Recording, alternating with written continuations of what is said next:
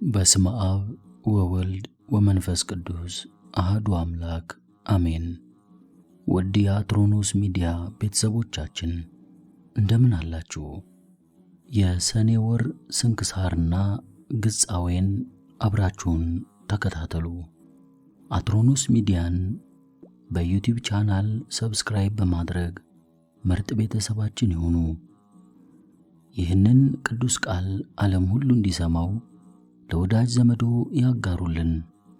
ሰኔ 12 የሐዋርያው የቅዱስ ጳውሎስ መልእክት ወደ ኤፌሶን ሰዎች። እናንተም ልትድኑበት የተማራችሁትን የእውነት ቃል ሰምታችሁና አምናችሁ ተስፋ ባደረጋችሁ በመንፈስ ቅዱስ ታተማችሁ። ይኸውም ለጌትነቱ ክብር የርስታችን መያዣ የሕይወታችንም ቤዛነት ነው፣ ምእመናንን ስለማሰብ። ስለዚህም እኔ በጌታችን በኢየሱስ ክርስቶስ ማመናችሁን ቅዱሳንንም ሁሉ መውደዳችሁን ሰምቼ ስለ እናንተ እግዚአብሔርን ማመስገንና በጸሎቴም እናንተን ማሰብን አላቋረጥሁም። ይኸውም የክብር ባለቤት የጌታችን የኢየሱስ ክርስቶስ አባቱ እግዚአብሔር የጥበብን መንፈስ ይሰጣችሁ ዘንድ ዕውቀትንም ይገልጽላችሁ ዘንድ ዓይነ ልቦናችሁንም ያበራላችሁ ዘንድ የተጠራችሁበትም ተስፋም ምን እንደሆነ በቅዱሳንም የርስቱ ክብር ባለጸግነት ምን እንደሆነ ታውቁ ዘንድ በክርስቶስ እንዳረገው እንደ ከሃሊነቱ ታላቅነት በምናምን በእኛ ላይ የሚያደርገው የከሃሊነቱ ጽናት ብዛት ምን እንደሆነ ታውቁ ዘንድ ነው። ከሙታን ለይቶ ባስነሳው በሰማይም በቀኙ ባስቀመጠው ከመላእክት ሁሉ በላይ ከመኳንንትነትና ከኃይላት ከአጋዕዝትና ከሚጠራውም ስም ሁሉ በላይ በዚህ ዓለም ብቻ አይደለም በሚመጣውም ዓለም እንጂ ሁሉንም ከእግሩ በታች አድርጎ አስገዛለት። ከሁሉ በላይ የሆነ እርሱን ለቤተ ክርስቲያን ራስ አደረገው። ይህችውም አካሉ ናት። የሁሉም ፍጻሜ እርሱ ነው፣ ሁሉንም በሁሉ ይፈጽማል። የያዕቆብ ወንድም የሐዋርያው የቅዱስ ይሁዳ መልእክት። የመላእክት አለቃ ሚካኤል እንኳን ስለ ሙሴ ሥጋ ከሰይጣን ጋር በተከራከረ ጊዜ የስድብ ቃልን ሊናገር አልደፈረም፣ እግዚአብሔር ይገሥጽህ አለው እንጂ። እነዚህ ግን የማያውቁትን በመሳደብ ይበድላሉ። አእምሮም እንደሌላቸው እንስሶች በፍጥረታቸው በሚያውቁት ሁሉ በእርሱ ይጠፋሉ። ወዮላቸው! በቃየል መንገድ ሄደዋልና በዓለምም የዓመፅ ዋጋም ተቃጥለዋልና በቆሬና በወገኖቹም ክህደት ጠፍተዋል። እነዚህ ከእናንተ ጋር ሲጋበዙ በፍቅር ግብዛችሁ እንደ ዕድፍ ናቸው። እንደ እረኞች ያለ ፍርሃት ራሳቸውን ይጠብቃሉ። በነፋስ የተወሰዱ ውኃ የሌላቸው ደመናዎች፣ ፍሬ የማያፈሩ፣ ሁለት ጊዜ የሞቱ ከነሥራቸው የተነቀሉ፣ በበጋ የደረቁ ዛፎች የገዛ ነውራቸውን አረፋ እየደፈቁ፣ ጨካኝ የባሕር ማዕበል፣ ድቅድቅ ጨለማ ለዘላለም የተጣበቀባቸው የሚንከራተቱ ከዋክብት ናቸው። የሐዋርያት ሥራ። ስለ ዕርገት። ይህንም እየነገራቸው ከፍ ከፍ አለ፣ ደመናም ተቀበለችው። እነርሱም ወደ እርሱ እያዩ ወደ ሰማይ አረገ፣ ከዓይናቸውም ተሰወረ። እነርሱም ወደ ሰማይ አተኩረው ሲመለከቱ እነሆ ሁለት ሰዎች ነጫጭ ልብስ ለብሰው በአጠገባቸው ቆመው ታዩአቸው። እነርሱም እናንተ የገሊላ ሰዎች ሆይ ወደ ሰማይ እያያችሁ ለምን ቆማችኋል? ይህ ከእናንተ ወደ ሰማይ ያረገው ኢየሱስ ከእናንተ ወደ ሰማይ ሲያርግ እንዳያችሁት እንዲሁ ዳግመኛ ይመጣል አሏቸው። የማቴዎስ ወንጌል። ምሳሌ ስለ መክሊቶች። መንገድ እንደሚሄድ አገልጋዮቹንም ጠርቶ ሊያተርፉበት ገንዘብ እንደሰጣቸው ሰው እንዲሁ ይሆናልና ለእያንዳንዱ እንደ ችሎታው ለአንዱ 5፣ ለአንዱ 2፣ ለአንዱ 1 ሰጠና ወዲያውኑ ሄደ። ያ 5 መክሊት የተቀበለውም ሄደ፣ ነግዶም ሌላ 5 መክሊት አተረፈ። እንዲሁም 2 የተቀበለው ሌላ 2 አተረፈ። 1 መክሊት የተቀበለው ግን ሄዶ ምድርን ቆፈረና የጌታውን ወርቅ ቀበረ። ከብዙ ጊዜም በኋላ የእነዚህ አገልጋዮች ጌታ ተመልሶ ተቆጣጠራቸው። 5 መክሊት የተቀበለውም ቀረበና አቤቱ 5 መክሊት ሰጠኸኝ ነበር፣ እነሆ ሌላ 5 አተረፍኩ ብሎ 5 መክሊት አስረከበ። ጌታውም መልካም አንተ የታመንህ በጎ አገልጋይ፣ በጥቂት የታመንህ ስለሆንክ በብዙ ሾምሃለሁ፣ ወደ ጌታ ደስታ ግባ አለው። 2 መክሊት የተቀበለውም መጥቶ አቤቱ 2 መክሊት ሰጥተኸኝ አልነበረምን? እነሆ ሌላ 2 መክሊት አተረፉ አለ። ጌታውም መልካም አንተ የታመንህ በጎ አገልጋይ፣ በጥቂቱ የታመንህ ስለሆንህ በብዙ ሾምሃለሁ፣ ወደ ጌታህ ደስታ ግባ አለው። 1 መክሊት የተቀበለውም መጣና እንዲህ አለ፣ አቤቱ አንተ ካልዘራህበት የምታጭድ ካልበተንህበትንም የምትሰበስብ ጨካኝ ሰው እንደሆንህ አውቃለሁ። ስለፈራሁህም ሄድኩና መክሊትህን በምድር ውስጥ ቀበርሁ። እንግዲህ እነሆ መክሊትህ። ጌታውም መልሶ አለው፣ አንተ ክፉ ሰነፍ አገልጋይ፣ እኔ ካልዘራሁበት የማጭድ ካልበተንሁበትም የምሰበስብ ጨካኝ ሰው እንደሆንኩ ታውቃለህን? ገንዘቤን ለለዋጮች መስጠት በተገባህ ነበር። እኔም ራሴ መጥቼ ገንዘቤን ከትርፉ ጋር በወሰድሁ ነበር። ከዚያ የቆሙትንም እንዲህ አላቸው፣ ይህን መክሊት ከእርሱ ተቀብላችሁ 10 መክሊት ላለው ስጡት። ላለው ሁሉ ይሰጡታልና ይጨምሩለታልም፣ ለሌለው ግን ያንኑ ያለውን ይወስዱበታል። ክፉን አገልጋይ ግን ለቅሶና ጥርስ ማፋጨት ወዳለበት በውጭ ወዳለ ጨለማ አወጡት። ስለ ክርስቶስ ሁለተኛ መምጣት የሰው ልጅ በጌትነት ቅዱሳን መላእክትን ሁሉ አስከትለው በሚመጣበት ጊዜ ያን ጊዜ በጌትነቱ ዙፋን ይቀመጣል። አሕዛብ ሁሉ በፊቱ ይሰበሰባሉ። እረኛም በጎቹን ከፍየሎቹ እንደሚለይ እየራሳቸው ይለያቸዋል። በጎቹን በቀኙ ፍየሎችንም በግራው ያቆማቸዋል። ያን ጊዜ ንጉሡ በቀኙ ያሉትን እንዲህ ይላቸዋል፣ እናንተ የአባቴ ብሩካን፣ ዓለም ሳይፈጠር የተዘጋጀላችሁን መንግሥት ትወርሱ ዘንድ ኑ። ተርቤ አብልታችሁኛል፣ ተጠምቼም አጠጥታችሁኛልና፣ እንግዳም ሆኜ ተቀብላችሁኛልና፣ ታርዤ አልብሳችሁኛልና፣ ታምሜም ጎብኝታችሁኛልና፣ ታስሬም ወደ እኔ መጥታችሁ ጠይቃችሁኛልና። ያን ጊዜም ጻድቃን መልሰው እንዲህ ይሉታል፣ መቼ ተርበህ አይተንህ አበላንህ? መቼስ ተጠምተህ አይተንህ አጠጣንህ? መቼስ እንግዳ ሆነህ አይተንህ ተቀበልንህ? መቼስ ታርዘህ አለበስንህን? መቼስ ታመህ አይተንህ ጎበኘንህ? መቼስ ታስረህ ወደ አንተ መጠን ጠየቅንህ? ከዚህም በኋላ ንጉሡ መልሶ እንዲህ ይላቸዋል፣ እውነት እላችኋለሁ በእኔ ካመኑ ከነዚህ ከታናናሾቹ ወንድሞቼ ለአንዱ ያደረጋችሁትን ሁሉ ለእኔ ያደረጋችሁት። ከዚህም በኋላ በግራው ያሉትን እንዲህ ይላቸዋል፣ እናንተ የተረገማችሁ ለሰይጣንና ለመልእክተኞቹ ወደ ተዘጋጀው ወደ ዘላለም እሳት ሂዱ። ተርቤ አላበላችሁኝምና፣ ተጠምቼም አላጠጣችሁኝምና፣ እንግዳ ሆኜ አልተቀበላችሁኝምና፣ ታርዤም አላለበሳችሁኝምና፣ ታምሜም አልጎበኛችሁኝምና፣ ታስሬም ወደ እኔ መጥታችሁ አልጠየቃችሁኝምና። ያን ጊዜም በግራው ያሉት እንዲህ ብለው ይመልሳሉ፣ አቤቱ መቼ ተርበህ ወይስ ተጠምተህ ወይስ እንግዳ ሆነህ ወይስ ታርዘህ ወይስ ታመህ ወይስ ታስረህ አይተንህ አላገለገልንህ? ከዚህም በኋላ ንጉሡ እንዲህ ብሎ ይመልስላቸዋል፣ እውነት እላችኋለሁ ከነዚህ ከተናናሾቹ ለአንዱ ያላደረጋችሁትን ለእኔም ደግሞ አላደረጋችሁትም። እነዚያም ወደ ዘላለም ቅጣት፣ ጻድቃን ግን ወደ ዘላለም ሕይወት ይሄዳሉ። ስንክሳር ቅዱስ ሚካኤል ሊቀ መላእክት። አንድ አምላክ በሆነ በአብ በወልድ በመንፈስ ቅዱስ ስም ሰኔ 12 በዚህች ዕለት የከበረ የመላእክት አለቃ የመልአኩ የሚካኤል መታሰቢያውን በዓል ያከብራሉ። የሚያከብሩትም ምክንያት እንዲህ ነው። እስክንድሪያ በምትባል ከተማ አክላውባጥራ የተባለች ንግሥት የንጉሥ በጥሊሞስ ልጅ ዝሁል በሚባል ኮከብ ስም ያሰራችው ታላቅ ምኵራብ ነበረና በየዓመቱ ሰኔ በባተ በ12 ቀን በዚያ ምኵራብ ሕዝቡ ተሰብስበው ታላቅ በዓል ያደርጉ ነበር። በዚያም ምኵራብ ውስጥ ዝሁል የሚሉት ታላቅ የነሐስ ጣዖት ነበርና በዓሉ በሚከበርበት ዕለት ብዙ ፍሪዳዎችን ያርዱለት ነበር። አባ እለእስክንድሮስም እስከ ተሾመበት ዘመን ድረስ ለዚያ ጣዖት እንዲህ ሲያደርጉ ኖሩ።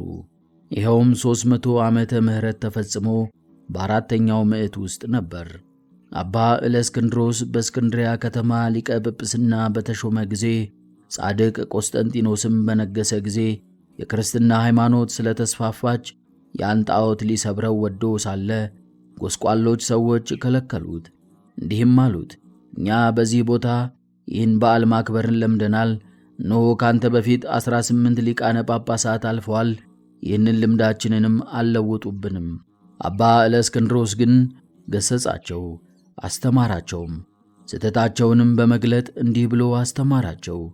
ይህ ጣዖት የማይጎዳና የማይጠቅም ነው። እርሱንም የሚያመልክ ሰይጣናትን ያመልካቸዋል። ምክሬንስ ብትሰሙ ቀድሞ እንደነበረ አድርጌ ይህንን በዓል እሠራላችኋለሁ። ይኸውም ጣዖቱን እንድንሰብረው ምኵራቡንም እንድንባርከውና በከበረ መልአክ በመላእክት አለቃ በሚካኤል ስም ቤተ ክርስቲያን አድርገን እንድንሰይመው ነው። እኛም ይህንን ታላቅ በዓል እንሠራለን። የሚታረዱትም ላሞችና በጎች ለድሆችና ለጦም አዳሪዎች ለችግረኞችም በከበረው መልአክ ስም ምግብ ይሁኑ። እርሱ በእግዚአብሔር ዘንድ ባለሟልነት ያለው ስለሆነ ስለ እኛ ይማልዳልና። ይህንንም ብሎ በዚህ በጎ ምክብር አስወደዳቸው። እነርሱም ታዘዙለት። ከዚህም በኋላ ያንን ምኵራብ አድሰው በዚህ የከበረ መልአክ የመላእክት አለቃ ሚካኤል ስም ቤተ ክርስቲያን አደረጉት። በዚህችም ዕለት አከበሯት። እርሷም የታወቀች ናት። እስላሞችም እስከ ነገሱበት ዘመን ኑራ ከዚያ በኋላ ፈረሷት። ይህም በዓል ተሠራ፣ እስከ ዛሬም ጸንቶ ይኖራል። ዳግመኛ በዚህች ዕለት እግዚአብሔር የመላእክት አለቃ ቅዱስ ሚካኤልን በነገዱ ውስጥ በመላእክት ሁሉ ላይ በብዙ ክብር ሾመው። ይህም የከበረ መልአክ ክብር ይግባውና በጌታችን ፊት ስለ ሰው ልጆችና ስለ ፍጥረትም ሁሉ ይለምናል ይማልዳልም። የዚህ የከበረ የመላእክት አለቃ ሚካኤል ተአምራቱ ብዙዎች ናቸው። ከእነርሱም አንዱ ይህ ነው። እግዚአብሔርን የሚፈራ አንድ ሰው ነበረ። እርሱም የከበረ ሚካኤልን የበዓሉን መታሰቢያ በየወሩ በ12ኛው ቀን ይልቁንም በሰኔና በኅዳር ወር አብልጦ ያከብር ነበር። በጎረቤቱም ርኅራኄ የሌለው አንድ ባለጠጋ ሰው ነበረ። ይህ እግዚአብሔርን የሚፈራውን ሰው የከበረ መልአክ የሚካኤልን በዓል በሚያደርግበት ጊዜ ይጣላውና ያቃልለው ነበር። ለድሆች ስለ መራራቱም ይዘባበትበት ነበር።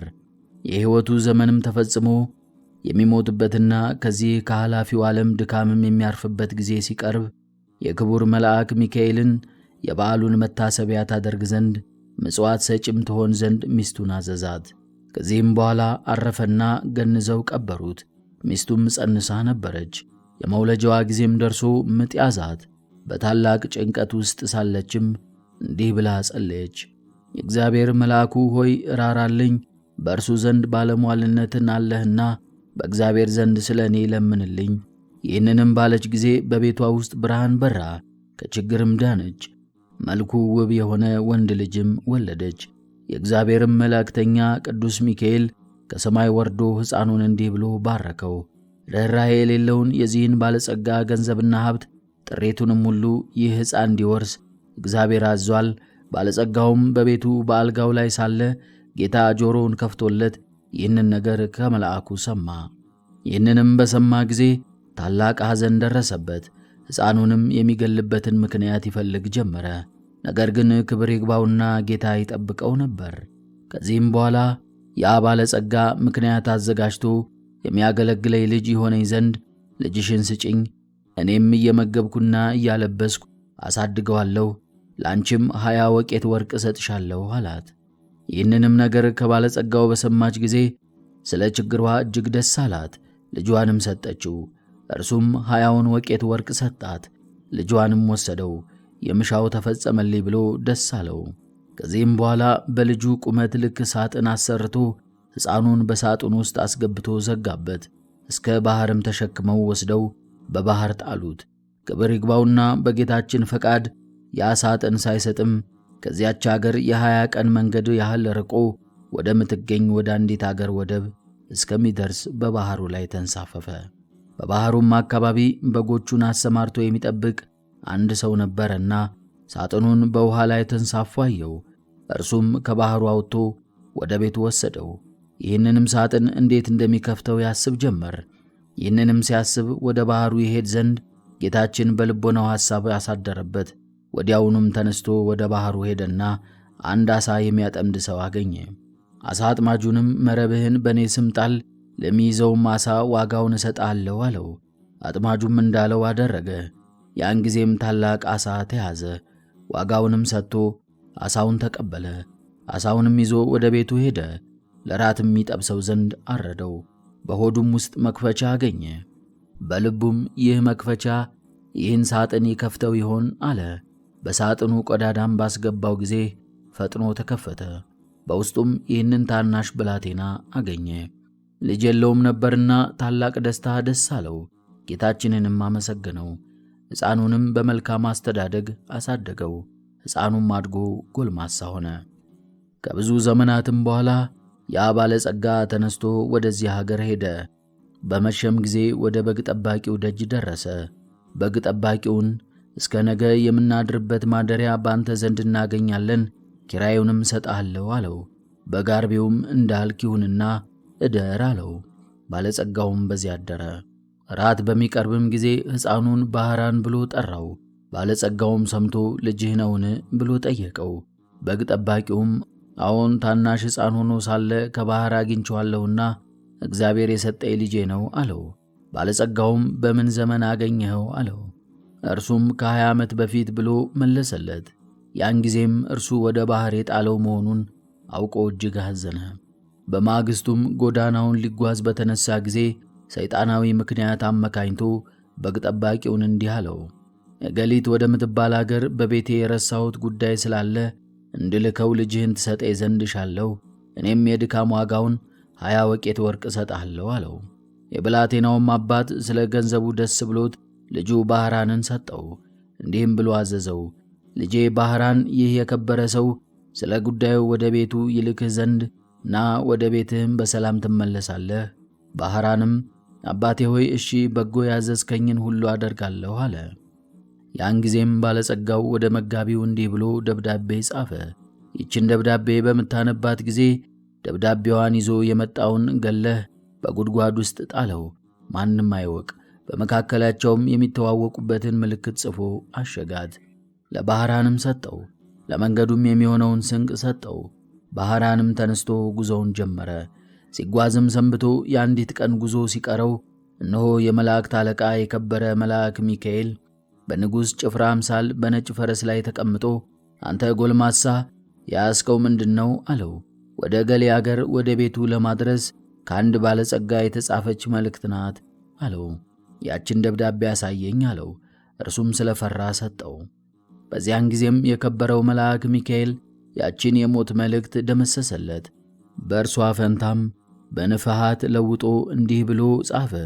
ይችን ደብዳቤ ይዞ ለመጣ ባህራን ለሚባል ሰው ይቺ ደብዳቤ ደርሳ በምትነበብበት ጊዜ ልጄ ገሊትን አጋቡት። በውስጥና በውጭ ያለ ንብረቴንና ጥሬቴን፣ ወንዶችና ሴቶች ባሮቼን ጠቅላላ ንብረቴንም አውርሼዋለሁና የፈለገውንም ሊያደርግ ሥልጣን ሰጥቼዋለሁና እኔን አትጠብቀኝ። እኔ ብዙ እዘገያለሁ። የእኔ ሹም ገሌ ሆይ በእኔና በአንተ መካከል ይቺ ምልክት እነኋት። ከዚህ በኋላ አሽጎ ለባህራን ሰጠውና ወደ ባለጸጋው ቤት ሄደህ ይችን ደብዳቤ ለሹሙ ስጠው። በጎዳናም እኔ እንደተገናኘው አትንገረው፣ እንዳይገልህም ይህንን የሞት ደብዳቤ ለውጬልሃለሁ አለው። ባህራንም እሺ ጌታዬ፣ ያዘዝከኝን ሁሉ አደርጋለሁ አለ። ባህራንም ወደ ባለጸጋው ቤት በደረሰ ጊዜ ያችን ደብዳቤ ለሹሙ ሰጠው። ባነበባትም ጊዜ በመካከላቸው ያለውን ምልክት አገኘ። አስተውሎም እርግጠኛ እንደሆነ አወቀ። ከዚህም በኋላ ለባህራን ሰርግ አዘጋጅቶ እንደሚገባ በቤተ ክርስቲያን ሥርዓት በተክሊል የባለጸጋውን ልጅ አጋቡት። 40 ቀንም ያህል ደስታና ሐሴት እያደረጉ ኖሩ። ከዚህ በኋላ ባለጸጋው ከሄደበት መመለሻው ጊዜ ሆኖ በደስታ የሆነውን የመሰንቆውንና የእንዚራ ድምፅ ሰምቶ ይህ የምሰማው ምንድነው ብሎ ጠየቀ።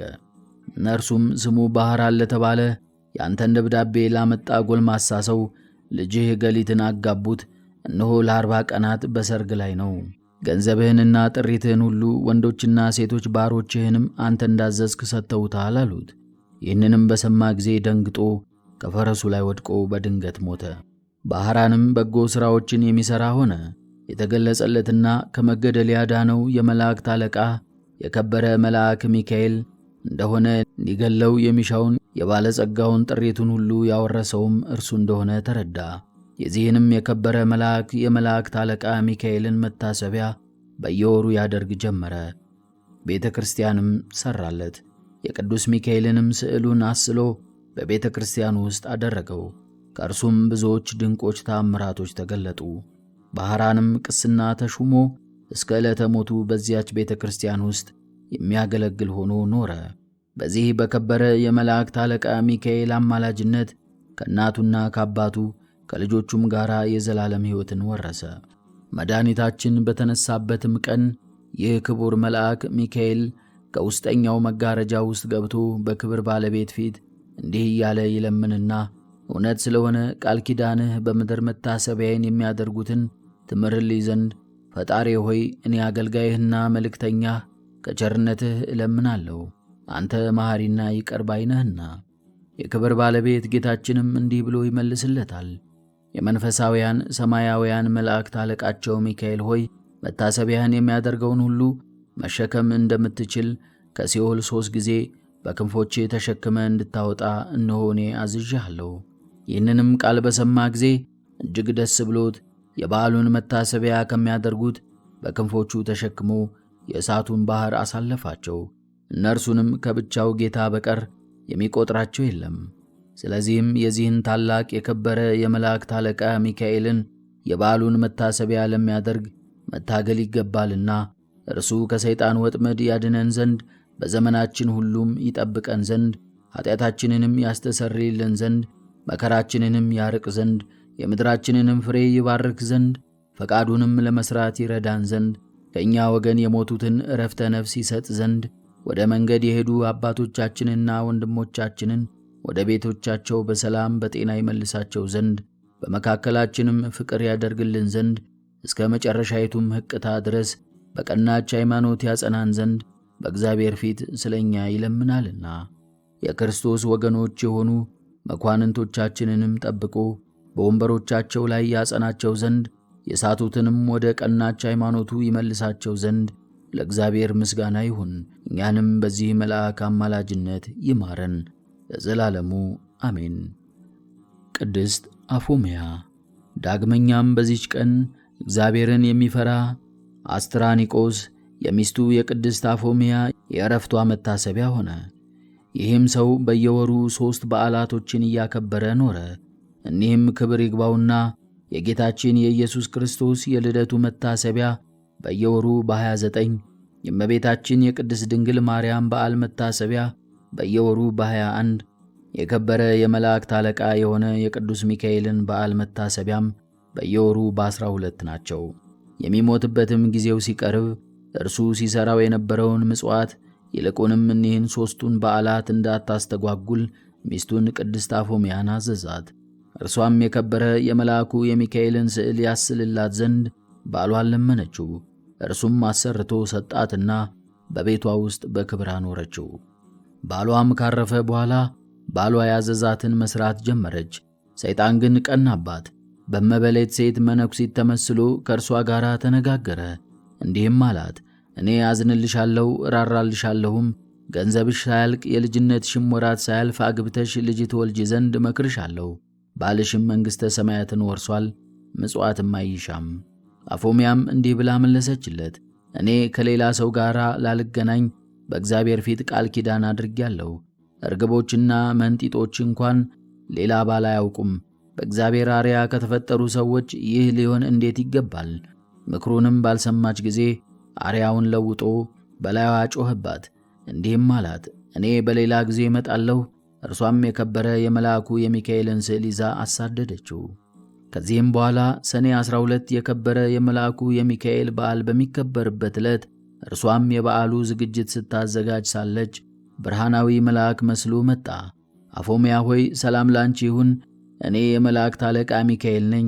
ጌታ ወደ አንቺ ልኮኛልና እርሱም ይህንን መመጽወትሽን ትተሽ ለአንድ ምእመን ሚስት ትሆኝ ዘንድ ጌታ አዞሻል። ባል የሌላት ሴት መልህቅ የሌለውን መርከብ እንደምትመስል ወቂ።